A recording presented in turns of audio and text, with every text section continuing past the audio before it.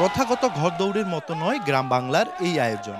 রেসে অংশ নেয়া ঘোড়াগুলো যে শুধু রেসের জন্য প্রস্তুত করা হয়েছে তাও নয়, বরং গাড়িতে করে ওজন বয়ে বেড়ানো প্রাণীগুলো নিয়েই লড়াইয়ে সোয়াররা। তাতে অবশ্য উৎসবে এতটুকু ভাটা নেই।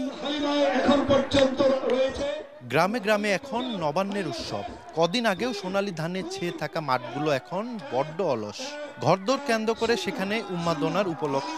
কানায় কানায় ভরে ওঠা মাঠে সবার চোখে মুখে খুশির ঝিলিক। আমরা ঘোড়া খেলা দেখতে আসছি, খুব ভালো লাগছে। আমাদের এখানে ঘোড়াদৌড় হচ্ছে, আমরা দেখে মজা লাগছে, তার জন্য আমরা এখানে দেখতে আসছি, অনেক মজা লাগতেছে।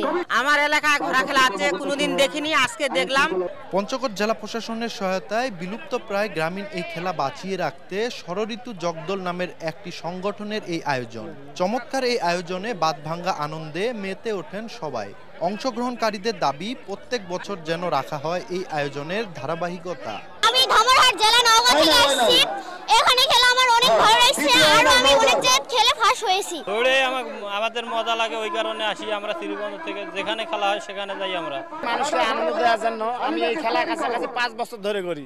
এই এলাকার বাচ্চাদের মধ্যে ঘোড়দৌড় প্রতিযোগিতাটা উজ্জীবিত করার জন্য আমি এটার আয়োজন করেছি। দর্শকদের আনন্দের মাত্রা বাড়িয়ে দিতে আয়োজনে কোনো কমতি ছিল না। একটা খেলা কেন্দ্র করে তৈরি হয় নানা উপলক্ষ। দূর দূরান্ত থেকে হাজির হন অনেকেই। গাঢ় হয় ভ্রাতৃত্ব আর সম্প্রীতির বন্ধন। একটি সুস্থ সংস্কৃতি চর্চা, খেলাধুলা চর্চার মাধ্যমে তারা যেন ভালো মানুষ হিসেবে সমাজে তারা গড়ে উঠতে পারে, সেই লক্ষ্যে আমরা এই ধরনের আয়োজন করছি। আগামীতে ইনশাআল্লাহ আমরা আরও এই ধরনের গ্রামীণ খেলাধুলা সহ এই ধরনের ঘোড়াদৌড়ের আমরা আয়োজন করবো ইনশাআল্লাহ। দেশের বিভিন্ন এলাকা থেকে আসা নানা রং ও আকারের প্রায় 20টি ঘোড়া প্রতিযোগিতায় অংশগ্রহণ করে।